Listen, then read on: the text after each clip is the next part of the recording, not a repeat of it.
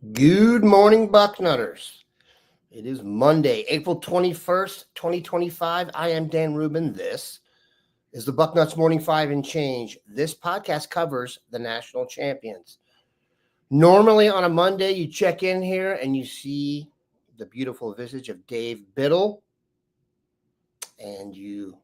I check in a little bit after that. Unfortunately, Dave is on the injured reserve list this morning. Some type of stomach bug or some type of familial petri dish got to him. So I will be running the show solo today. And for those of you who are frequent users or watchers or participators here, that doesn't happen often.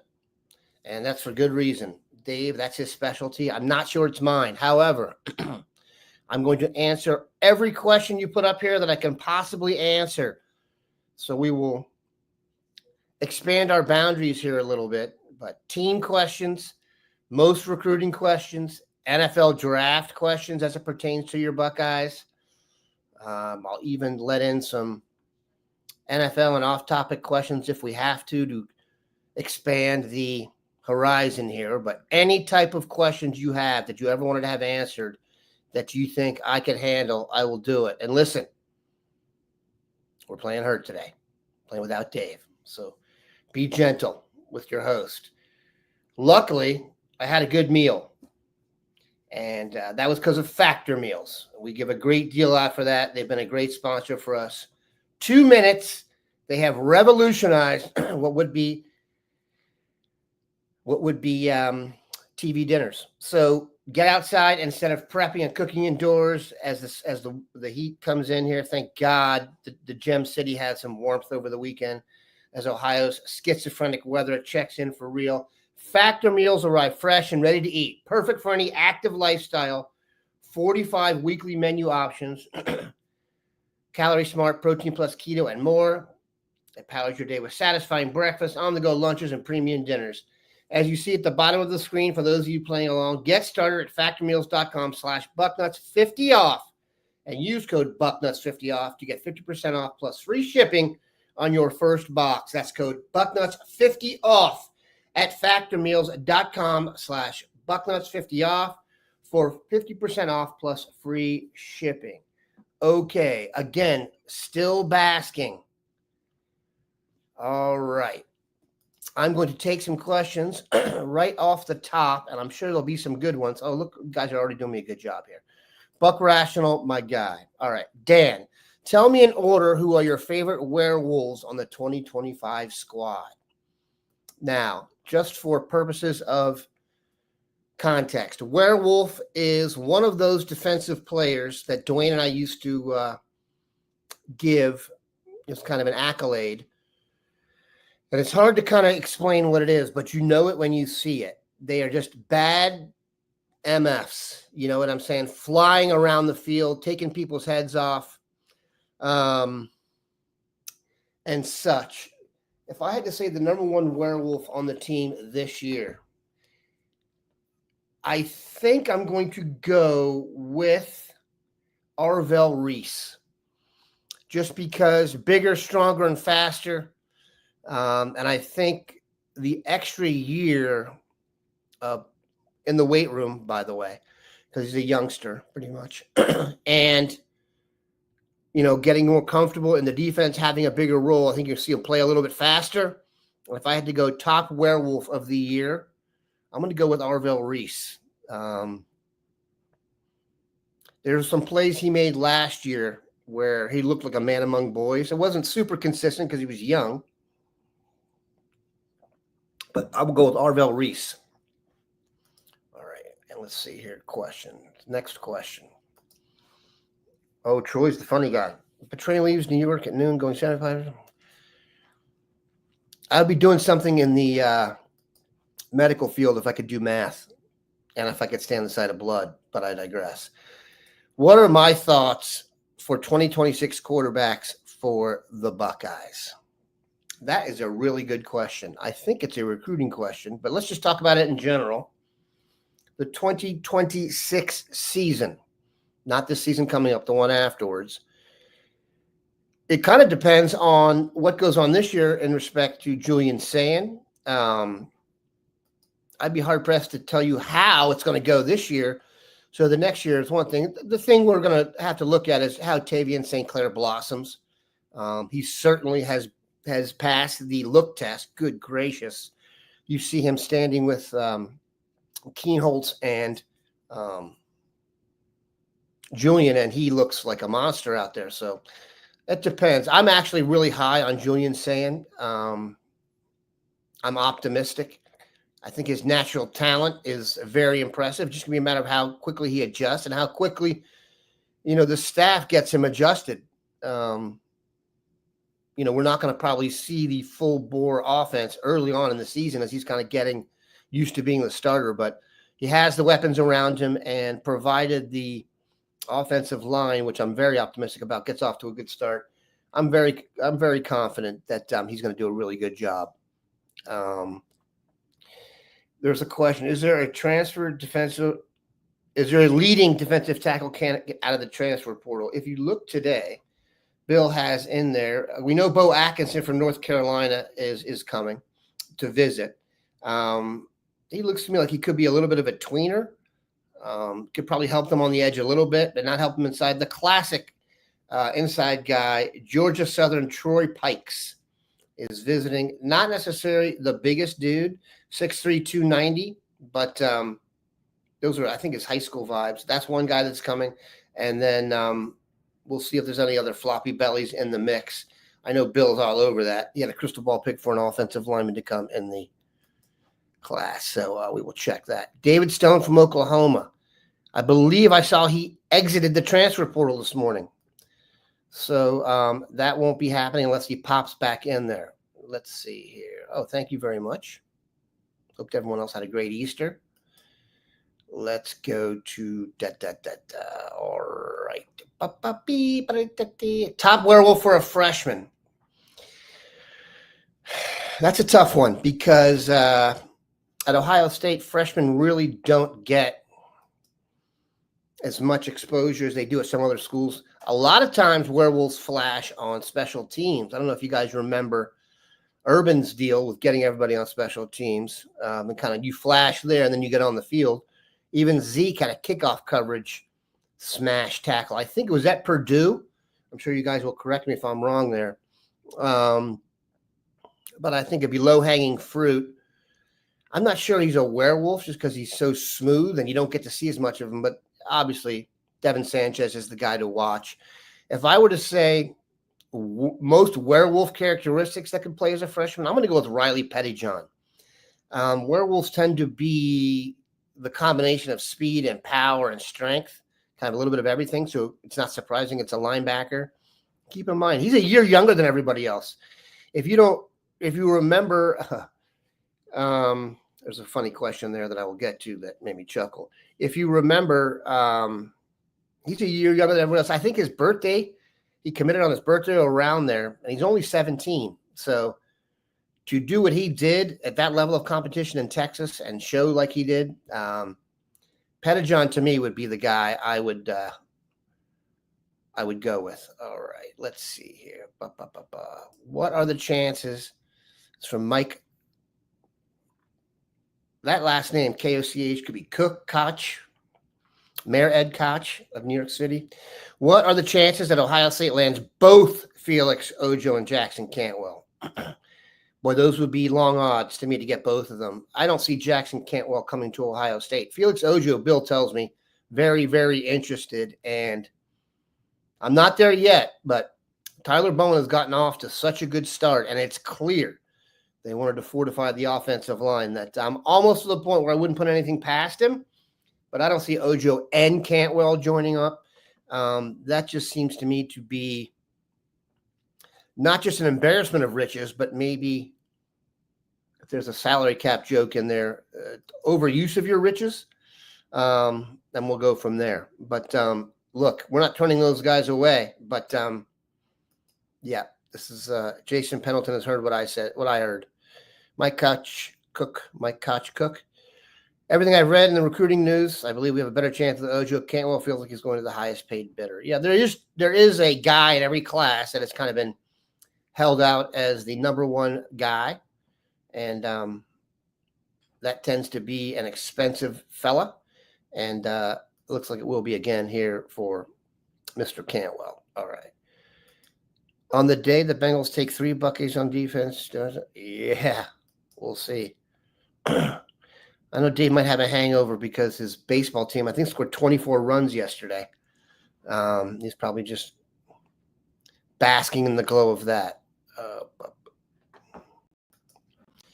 Rusty Jesse, do you know of specific cases of tampering with OSU players by other schools where they tampered with the player and not a third uncle or someone like that? Huh. Now, Rusty, if I were to release information of that ilk here, I believe will be incriminating for some. I'll say this. The idea of a third uncle or anyone else, I think we are currently in the most lawless time of recruiting, and that is saying something. Considering the act of recruiting or the business of recruiting in and of itself is kind of has at least a shady reputation. The fact that now is the goofiest time, I would say, is a statement. So I think things will settle out eventually, but I don't think that's a realistic approach. Yep, I think a lot of people. Bruce Beals. Does the fact that the quarterback from Ashland didn't get an offer close the door on OSU? That's Nathan Bernard. Ashland, strong-armed quarterback. We will definitely go into detail on that tomorrow with the dean, Bill Kurlick, and the Grand Poobah. So we'll get to that, but I don't think that's going to be an offer there, but I could be wrong. Ohio State's really, I mean, keep in mind, when we're talking quarterback at Ohio State, I remember if you guys ever remember the movie Spinal Tap, when they looked for a replacement drummer, they traveled the world and elsewhere. And so Ohio State also travels the world and elsewhere to find quarterbacks. That's a really high bar. So the fact that Bernard doesn't get an offer from Ohio State, I would not use that in any way as a reflection of him. It's just a very, very difficult thing to pull off. I'll tell you what's not difficult to pull off as I'm doing all the ads here today, and that is looking good with Gooder sunglasses.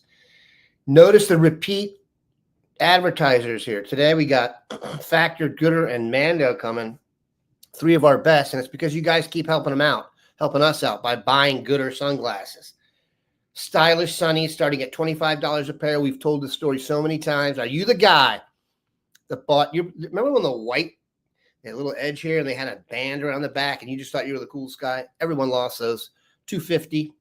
We lost those at the game that night. You woke up the next morning, no glasses. It's the beauty of Gooder. Get 2 pairs. I sent my son to spring break with 2 pairs. The ocean claimed 1, or the Gulf, wherever he was. I'm no geography guy. And he had 1 to wear back. And guess what? He didn't have to call his dad and say he lost $250 worth of gear. They're beautiful. They have all different colors and sizes and flair. People wear them on runs, playing pickleball, on a hike, going to the beach. They're so affordable, you don't have to worry about losing or breaking them. You can have a pair for every occasion because you're a high roller and you're a bucknutter. If you need a new pair, we're giving Bucknuts Morning 5 listeners, or they are, free shipping. Go to gooder.com/Bucknuts and use code Bucknuts for free shipping. Gooder offers a 30-day money-back guarantee and 100% satisfaction. Again, that's gooder.com/Bucknuts and use code Bucknuts for free shipping. All right. Yeah, I would agree with Bruce Beals. If it comes down to a bidding war, Oregon is usually in good shape. Grandpa Buck. Saw an article on Jameer Brown visiting Notre Dame. He is a Buckeye lock. What say you, my friend? Jameer Brown is the speedster from here in the Gem City at Huber Heights, Wayne, a factory for Ohio State. Does not get the credit that Glenville does, but go check the list. They've been really, really productive over there at Braxton Miller High, BB Landers High. So very impressive. Jameer Brown, of course, track star speed. real speed, Olympic level track speed, if he was interested in doing that. I'd be surprised if he went back on his commitment. I guess anything is possible. It would surprise me that a wide receiver from Ohio at Wayne would go back on his commitment, given Ohio State's track record with wide receivers. This just in, it's pretty good. And I just don't see it now. Notre Dame actually does a real good job in Ohio. And there is this. Notre Dame's head coach went to Wayne. Old Marcus was a standout linebacker there for Wayne, excuse me, before coming to Ohio State. So I guess that could have something to do with it. When it comes right down to it, I am way in the Robert Howard pulled it out, Marcus Freeman. I'm way in the camp of benefit of the doubt for Brian Hartline. I would have to see something happen really outlandish for me to start doubting Brian Hartline.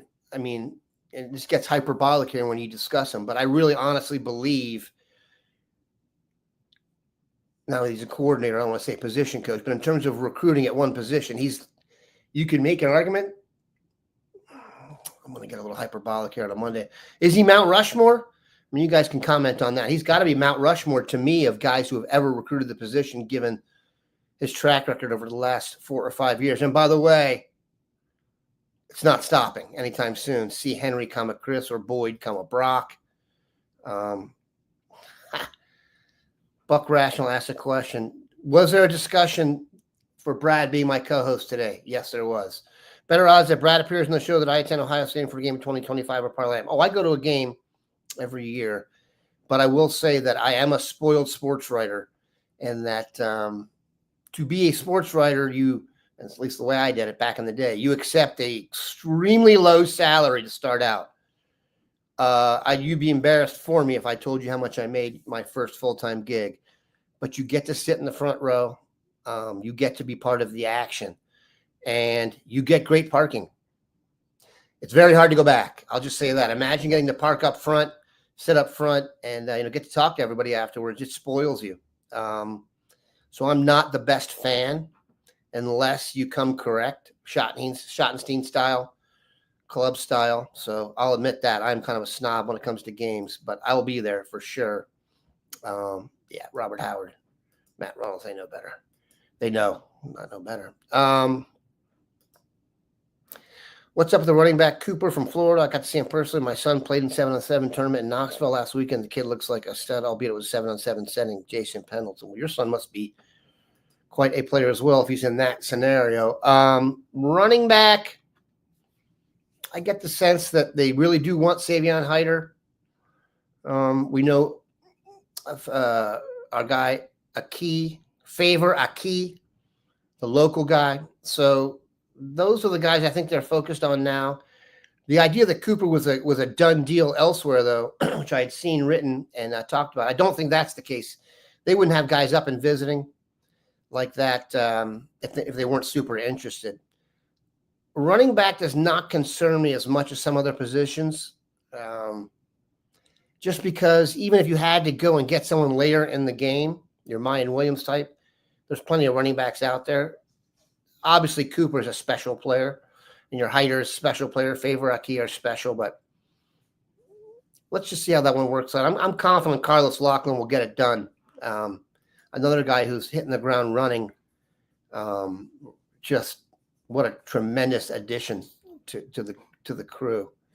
Look at this. Buck Rational coming with the Gooder save D bids at the spring game, 97-110. Look right into the sun during this portion.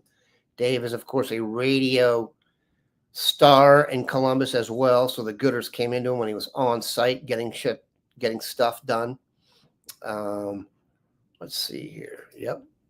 Cameron Childers is with I got one question up here that I thought I was going to answer. Transfer portal on defense. Let's wait that out a little bit. Bo Atkinson. There's some defensive tackles visiting this week. So those are guys you want to definitely keep an eye on. All right. Hey, Dan, what kind of sports dad are you? Hands off and the coach rules, or do you inject opinions as you see needed? I will tell you this. People who know me who saw that are now laughing out loud. I am not. I'll say I was better with my third child. I go boy, girl, boy. My first one, there may be some therapy involved at the end. Very passionate, as you can tell, about certain things. Started out he was a quarterback and a basketball player coming up. I'm not the guy who's quiet in the stands at all. Refs probably don't want to see me coming. And some of them know me from the show, and I think maybe got me a few calls. However, there is one ref in the area that I think is a Michigan fan that you take that and run with it. I could definitely be better. One of the issues I face is that I live in Dayton, but I was raised in the East Coast. And if you've been to basketball games on the East Coast, they get a little fired up or they're a little louder than they are in the Midwest, especially in my town. So I stand out. It's not something I'm proud of. I go and watch the games in college. If you have like an atrium, you can look down on it. I'll do that just because I should just be a little more quiet. I get that. And then there's also the part of me that's, you got to be authentic. And I can tell you when it's coming out, it feels authentic. And then afterwards, people talk to me about it.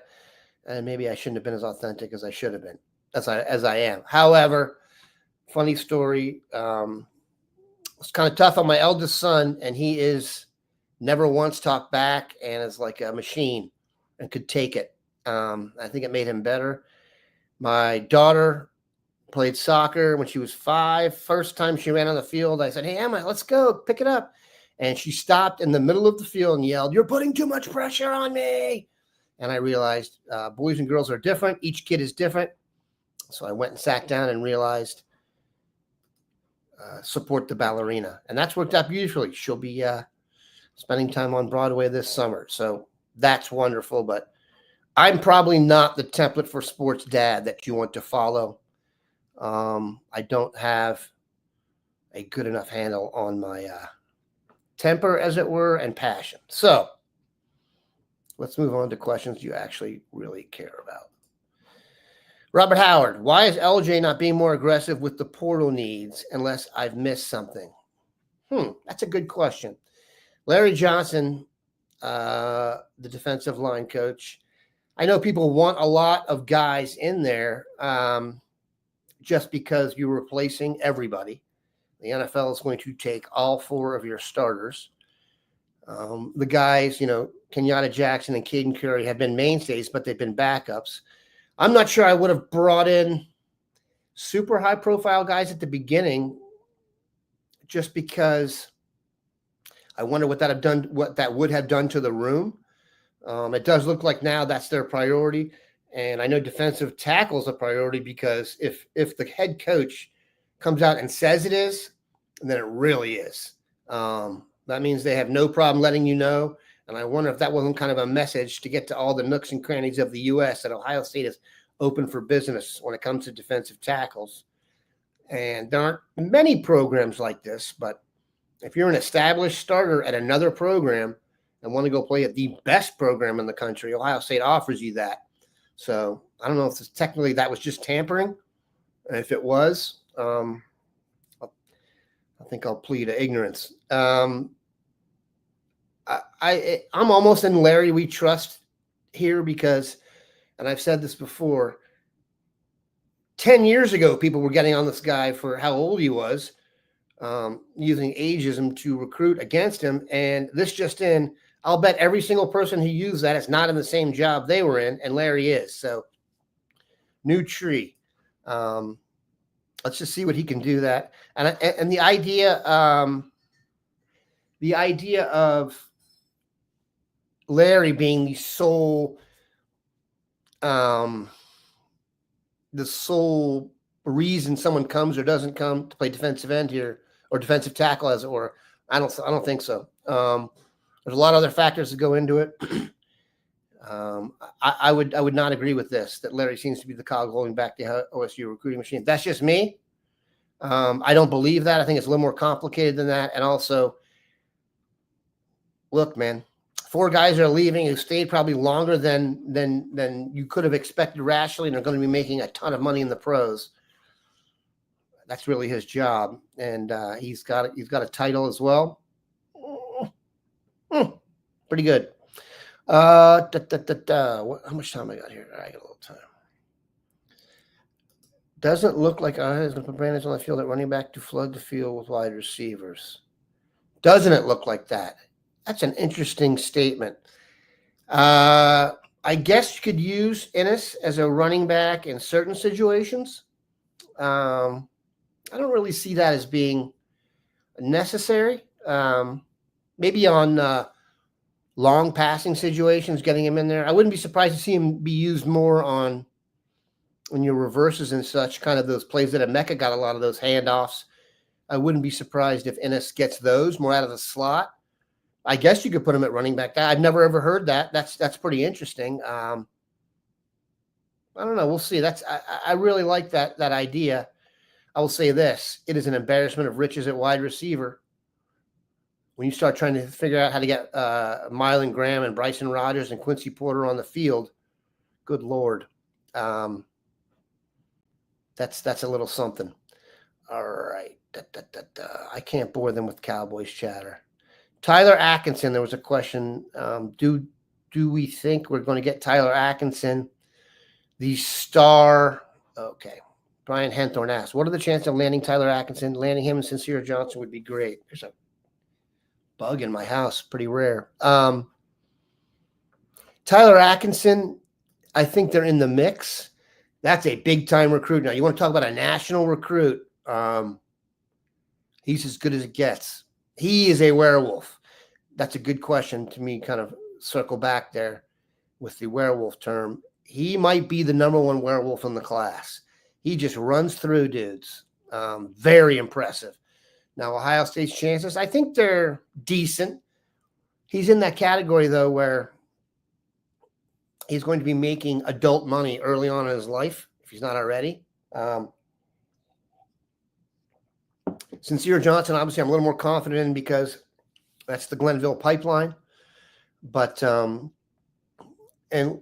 that's just me. This is not really Bill, but I assume guys from Glenville are coming if they're Ohio State caliber and the Buckeyes show proper interest. So everyone knows these Glenville guys tend to go on the bus trip to recruit, and they like to use the higher profile guys to generate interest for everybody. So you may not get a commitment, but very impressive dude. I'd be hard pressed to put Atkinson at over 50%. I would put us whatever everyone else, whatever the leaders are now. Let's say there's 3 leaders with really 33%. So I'll say 33%. But Dwayne used to say this about guys. He is it's funny, Deborah Samuel, Ryan Strable. I was going to use Debo Samuel, but I tried not to do that for Brandon Ennis, the way they use him. But everyone uses Deborah Samuel.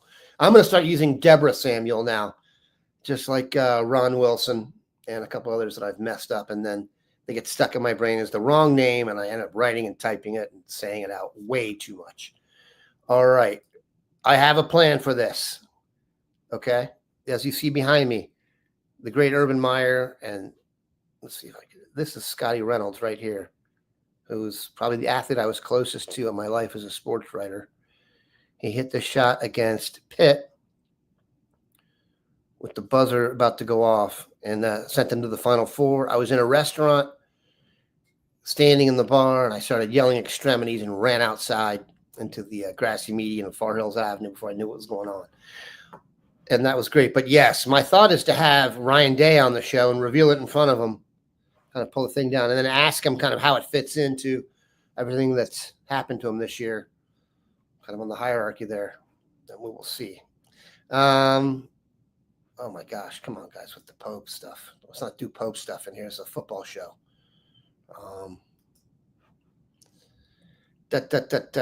All right, I'm going to do our last ad here, and then I'm going to take the rest of your questions.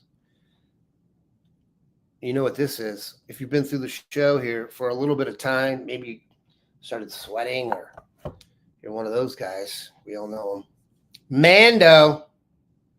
The first, what do I have written down here?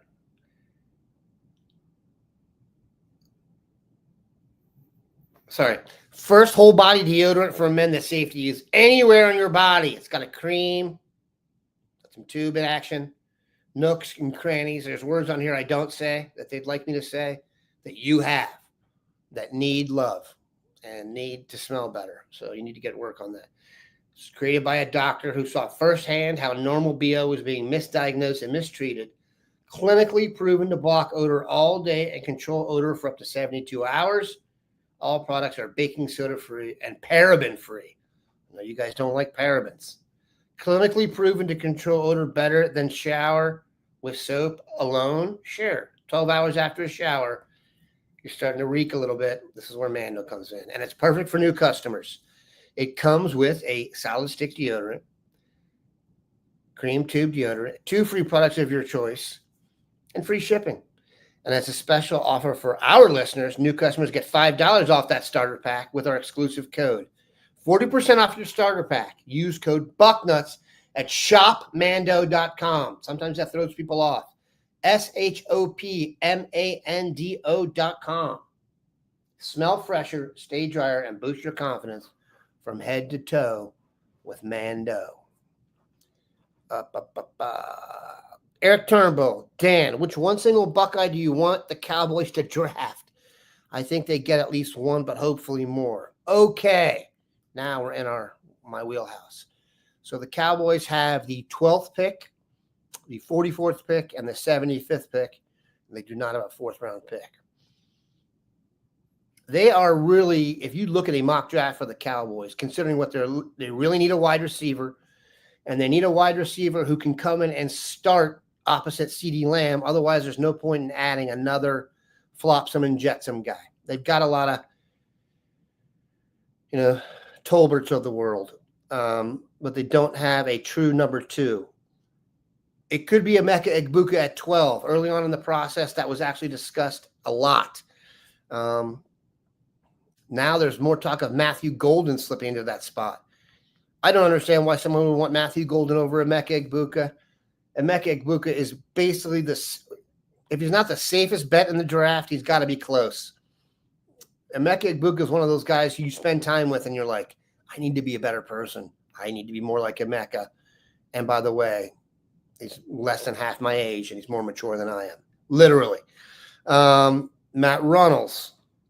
There's heavy chatter about Travion Henderson and Quinshon Judkins. Now, it does appear that if they don't use the 44th pick on Henderson, they will not get a shot at him.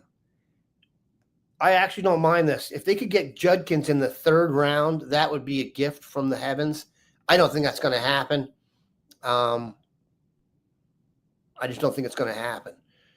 I don't think he's going to last that long. So other guys, I wouldn't mind them getting like Jordan Hancock, but I think he's a 4th round guy. They don't have a 4th round pick. I could see them going for a Cody Simon later in the draft, maybe in the 5th round. They've got 3 5th round picks if he lasts. But if you're looking for the high profile guys, I think you're thinking Emeka Egbuka maybe at 12. Some people think that's too rich for him. I think the nerdiest of Cowboys fans ideally would like to think, I would agree with you, OSU 27. I don't think he does either. That's Quinshon Judkins we're talking about there. Ideally, Cowboys trade down to like 18 from 12, pick up an extra 3rd round pick and take Emeka. Then in the 2nd round, if Trey's there, they would take him. I'm not averse to them taking Quinshon Judkins in the 2nd round. I wouldn't be averse to them taking Donovan Jackson in the 2nd round. I don't believe Donovan Jackson will get out of the 1st round when push comes to shove. And I actually think when it comes right down to it, you're going to see a lot of guys from Ohio State get picked a little bit higher than we thought because they're going to see their winners. And when it comes right down to it, you want a winner who's been there and done it at a high level and played in the biggest games possible, or a guy you're going to risk it on. We shall see. All right. Brian Henthorne. Teams worrying about our wide receivers this year will allow Max Clare to get open. Max Clare was an enormous pickup. Tight end has been kind of a running joke's not the right term, but we used to have a geeky thing. We talk about how could even get 30 receptions and Jake Stoneburner. Max Clare is the most developed receiving tight end they've had in some time. Keep in mind the top two guys in the Big Ten from last year, Tyler Warren and Colson Loveland, are off to the league. Max Clare was third team All Big Ten and was essentially Purdue's go-to guy. I love getting transfers or drafting guys who are great that you're going to ask to do less than they did in their prior stop. So I imagine defenses were far more geared to stop Purdue's Max Clare than they will be to stop Ohio State's Max Clare, given the talent around him. So that should be fun to watch. So good one by Brian Henthorne. How many wins do you see the Buckeyes at this year? I'm not saying, I think a lot of people are going to want to immediately tack on a few losses here. Let's just see who we play first and see everyone else's team. I'm not saying they're going to go undefeated, but the idea that they wouldn't win it all again, I'm not going to say that. I think they got a good chance to win the high teens again, or mid to high teens. They play so many darn games. All right. One more question. We're going to have to boogie. I'm not going to talk about I'm not going to, see this. I don't know who Grandpa Buck is. Grandpa Buck may have some knowledge of me on the sidelines because he was already laughing. And the fact that people ask what I am like on the sidelines, I'll put it to you this way. I'm no longer a high school football dad, or I never was, high school sports dad. So I don't think the high school is too bummed out about that. Put it that way. Backs. Yes, Matt, good point on Travion Henderson. No one improved their stock this year as much as Trey. I mean, go back and look at the projections coming into the season. There were people who thought he would be a mid to late round pick. His ability to block really jumped out.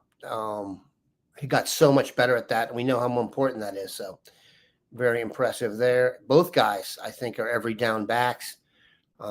I wonder if people think they're more tandem guys just because they played in a tandem this year. But I would be very happy with either one of them.